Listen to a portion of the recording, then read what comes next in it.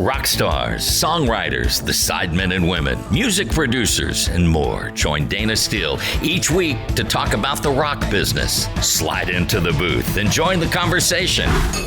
This is Dayna's Diner on Houston Radio Platinum.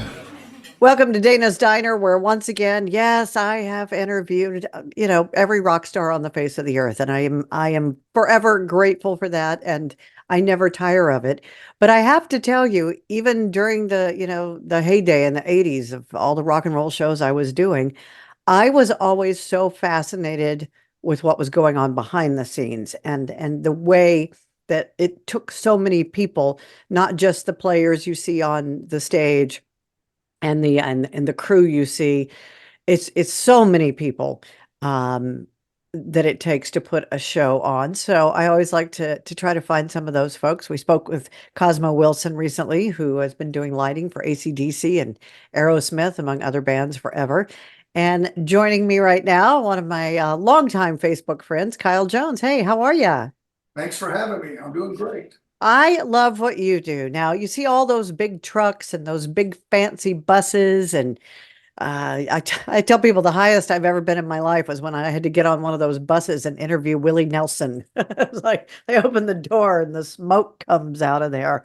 So tell me your official title, Kyle. So I'm president of a company here in Nashville that's a nationwide North American company called Pioneer Coach or Pioneer Production Transport. So we're a 22-year-old company that was founded by a gentleman named Doug Roundtree.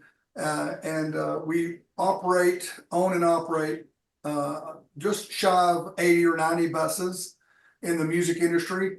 And we build our own right here at this facility. We buy the shells from Prevost up in Canada, and they bring them to us. And we build 2 buses every 10, 12, 14 weeks, depending on what the bus is. And then we have a fleet of semis too that we transport all the gear, the stuff that Cosmo, the lighting people have. We carry the light, sound, video, the staging, and we transport that from show to show. Do you make any of the special cases or any of that, or is that somebody totally different? You just load up the cases. You mean the cases for the gear? Well, like I remember, I was fascinated the first time I was hanging out with AC/DC backstage and realized that, one of the rooms was nothing but an entire kitchen and dining room that that Angus's wife carried with her. And while they were on stage, she would cook a home cooked meal, and then everything everything folded back up into those road cases. And I was just always fascinated with that. And my friend, you also know Steve Lawler from Live Nation in Houston, who started with Pace Concerts in the late 70s. He and I traveled together for quite some time, and we had 2 cases, one for the Saturday cities and one for the Sunday. We called it Pizza-tainment because it had a big screen TV built in it long before the flat screens, and it weighed a ton, and it had a very nice pizza oven in it. And then the other side of it had a wet bar. So yeah, those things were built by case companies in our country. In fact, not even just in our country. There's a lot of these phenomenal case building manufacturers that build them. They're in Los Angeles, in Texas, here in this city of Nashville. So they build those kind of things, and those are specialty items. But they build the road cases that the lights and the sound and the cabling go into.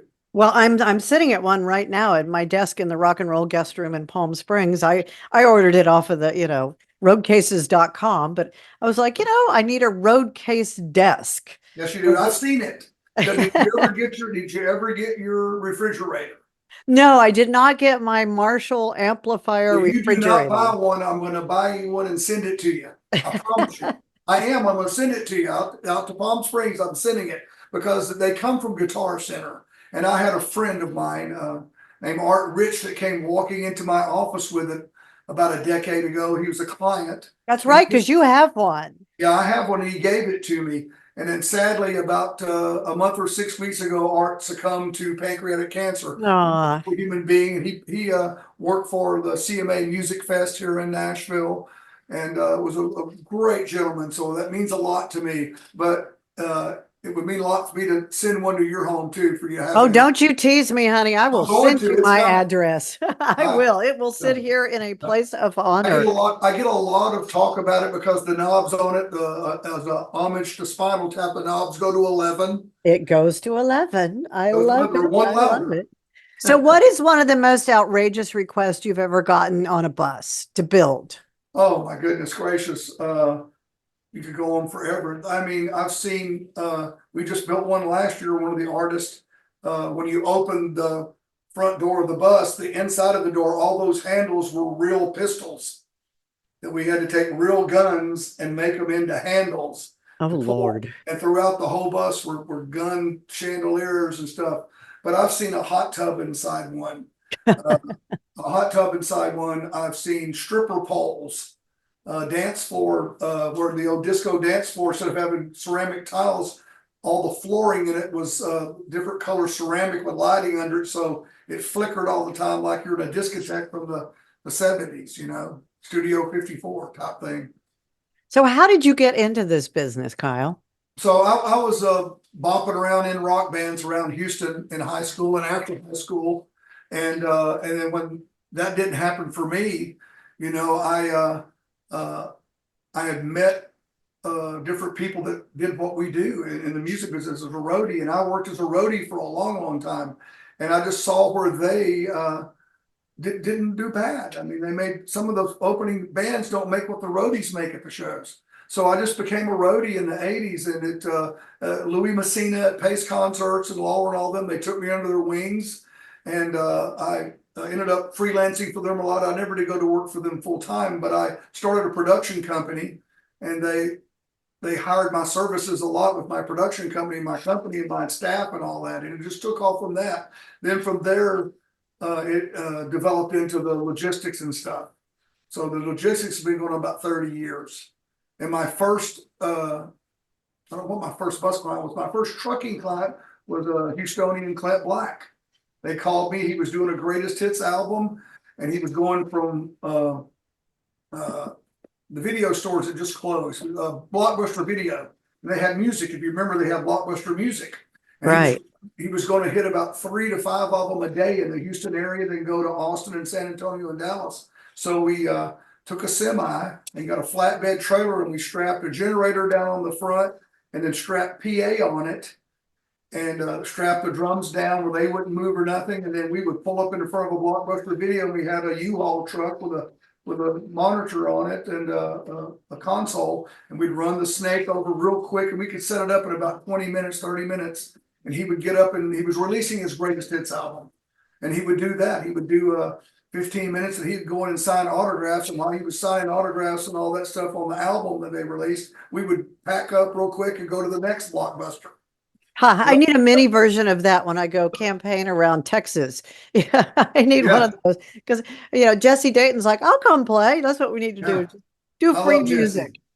Yeah, How Jesse fun. worked for us. I worked for George Strait for a long time, and Jesse was an opening act for us back in the late 90s, and it was really something else. I really enjoyed him. You've worked with so many people. Name some favorites. Oh, well, I mean, that's how I met Cosmo and them, but you know, I'm fortunate enough over the years, from the late 80s and on, to work with the Rolling Stones. I always tease, and Lawler and I talk about 1992 to 1995 was the motherlode of stadium shows that will never happen again in our industry. And we had Genesis, which I leased the blimp hangar up in the north part of town, and the blimp left, and we moved in and we built Genesis. Yep, somebody flew me up there in a helicopter to do an interview with them. That. I don't even remember who it was. Building all that, so I've done Genesis, Paul McCartney New World Tour, where we nearly got kicked off for eating Whataburgers because it was a vegetarian tour. Oh. But we did Guns N' Roses, Metallica, the Eagles, Hell Freezes Over, Elton and Billy, the Rolling Stones, U2. So we've done all those things over the years. And of course, I toured a very long time with George Strait and really enjoyed that. And just a laid back family atmosphere. And it was a lot of fun. So I've had the opportunity to work with a lot of bands, especially when you're a promoter rep or working with a promoter. It's a lot, you get a big variety that way. Well, everybody in the business knows you. I mean, they know your company, they know your reputation, they know the quality. I mean, 2 buses every 12 to 14 weeks. That's a lot of work. That's a lot of buses. Um, do people buy them? Do they rent them? Do No, they? we don't sell them to the end user until we're done with them. So what we do is we'll build them to spec, or we build a lot of crew buses, the 12-bunk crew buses. We just build them, and we just spit them out and we put them into our fleet, and people lease them. And so they lease them from anywhere from 8-9 months to a year on the crew buses, and then our star coaches that we build for the artists and stuff, we build those to suit. So they come in and sit down. We have a room and a staff that sit down with them, and they pick out the tile, the wall coverings, the drapes, the bathroom, the countertops, all that stuff. We do that in house. We build every bit of it. We source out very little. We have there was a shop 2 doors over that worked on doing all the accessories for pickup trucks and things like that. And they had a leather department. Well, they shut their leather department down, and they had 2 gentlemen working there a few years ago that did their leather, and they walked 2 blocks down to us, and we had been sourcing our leather work out, which from time to time would be problematic. When somebody needed a bus and we promised them a date, and our leather got held up by a third party. So we built a leather shop here in the past 15, 16 months, and it has changed us a lot by being able to control it more. So these gentlemen are from Guatemala, and they're wonderful people and great craftsmen. So we do that here. Now, do you have to do the travel logistics as well? I mean, do you have a travel department? So on the buses, the artists control a lot of that, but they still give us the itineraries, and we figure up everything for them and all that. And then on the semis, we get the itineraries, and then we work with the production managers and stuff, and we follow that, tour around. But sometimes maybe the tour is going from Los Angeles to New York. But the band in that week span, as we're traveling the systems across the country, they may fly down to Mexico and do a show, a fly date or something. But yes, we get involved in all of that. We get involved in shipping stuff overseas with them when they go overseas. When Cosmo's going somewhere and his road case has to get there, we, as a trucking company, we may get with the freight forwarder, Rocket Cargo, or some of the big people that do it and do that. That is just amazing. I just, you look at how many semis and buses are involved in some of these tours, and it is just amazing. Is there a holy grail performer that you have not worked with yet that you wish you could, or that you're going after right now, if you could tell us? I mean, no, because No, you do everyone, Kyle. I know, but I don't do it. I've worked with them at one, sometimes they come and go, it's music business, not music friends, but we have the loyal people to us. And then we have people that we quote the tours and whatever, we get them sometimes, and we may not get them the next time, or the production manager changes. But there are people that I wish I would have worked with a lot in the past that I didn't. But I got to work with all those that I named, but there are other people that I really, really love that I never worked with, like Deep Purple, and some bands like that. It's a myriad of people out there. I got to work with Jimmy Buffett a lot. I got to work with, I just lost one of my longtime clients of 20 years, Toby Keith. And sadly, just about 3 or 4 weeks ago, we took all of his gear that we'd been storing for them till they figured out what was going to happen with Toby. And we thought we were going back to work this year. I mean, up until just 2 weeks before, we were talking shows this year and all that, but it ended sadly, not the way nobody wanted it to end. So we've, his stuff's all been, fortunately enough, somebody in his production purchased a lot of the things and all. And so that stuff's moved on, and in a different part of his family's life now is going on, sadly, without him. But I enjoyed working with him. We were talking about George Strait. His manager is a native Houstonian that's lived here. That's Irv Woolsey. And sadly, we lost him about 2 weeks ago. Yeah. Yeah, we're having his memorial service here on Friday the 26th. So it's going to be a big thing, because he was very good to me when I was working with Louie and all them. But Irv stepped in, was always good to me, and made sure I was taken care of, and great friends. So he was a good person. I love that line. It's not the music friend, it's the music business. I do love that. Now, correct me if I'm wrong, but did I read somewhere that this business continues with your family?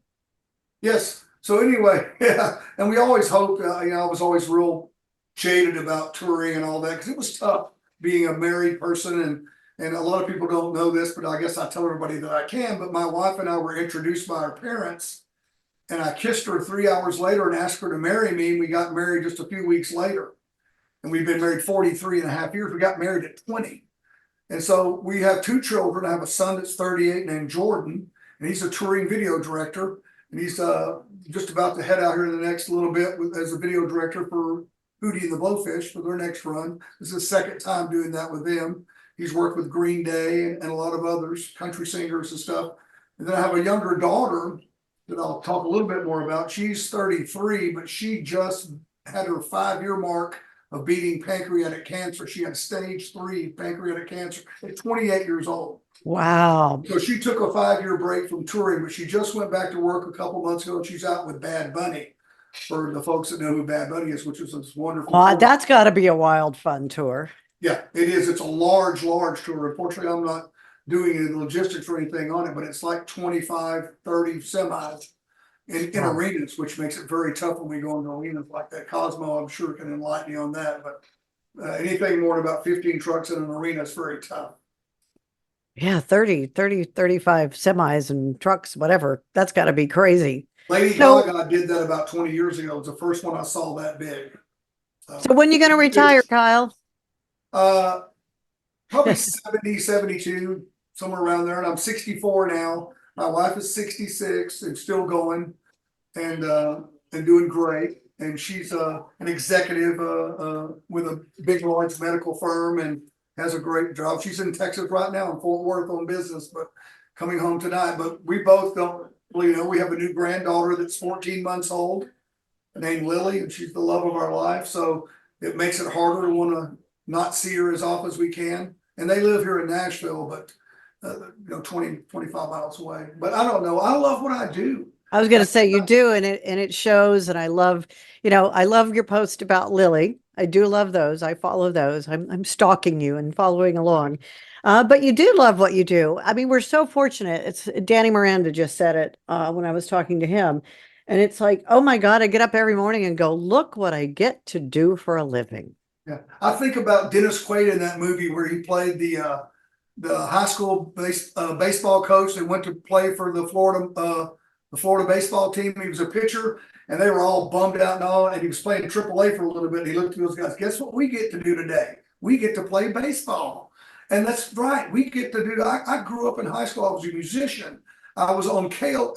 If I cranked my vehicle, it was on 101 KLOL. And me. You and Crash and my dash. I mean, Crash, he was the coolest thing, And so I love the music, and I love that kind of music y'all played, album rock, because I always listened to the deeper cuts, and so music was ingrained in me. So I get to do that every day. I get to be somehow involved in this cool thing, but it is a job. You touched on it earlier, but I can remember friends used to think I had a screw off job, and that I didn't really work hard. I'm sure you've seen the meme where it says what people think goes on backstage, and it's hookers and blow and strippers and stuff. And in reality, it's a bunch of guys my age sitting on road cases looking at their phones. But I had some friends that came out to a stadium show. They spent the whole day with my wife and I. And it was husband and wife, and as much as they could be around me working a stadium show with 7 acts. And at the end of the night, they said, we will never, ever say that you don't work for a living. She goes, I've never heard somebody call somebody's name on the radio more than yours, and just your feet and walking. And so, but it's a job, but it's a great job. You get to make people happy. Joe Walsh said the same thing. Yeah. Parting words of advice for somebody who thinks, wow, that sounds like something I'd like to do. It's you can do it, and don't ever let anybody say you can't do it. My parents didn't want me to do it till they saw I was doing pretty well. They kept saying, when are you going to get a real job? But you can do it, folks. I'm telling you, I mentor children here. I say children, 21-year-old, 19-year-old. Set your goals and go do it. There are schools that will teach you to do what we do. I can promise you end up as a young lighting guy on a tour with Cosmo Wilson. He's going to teach you. He's not going to hold it to himself. He's a teacher. He's the biggest. I've said it before. He knows it. He is the biggest proponent of our industry and being good to people. And he's always and a good light for and so I try to model off of him. He's somebody I aspire to be because he's always there making people happy. So, you can do it, people. You've been listening to Dayna's Diner, a weekly conversation with the men and women who created your favorite classic hits.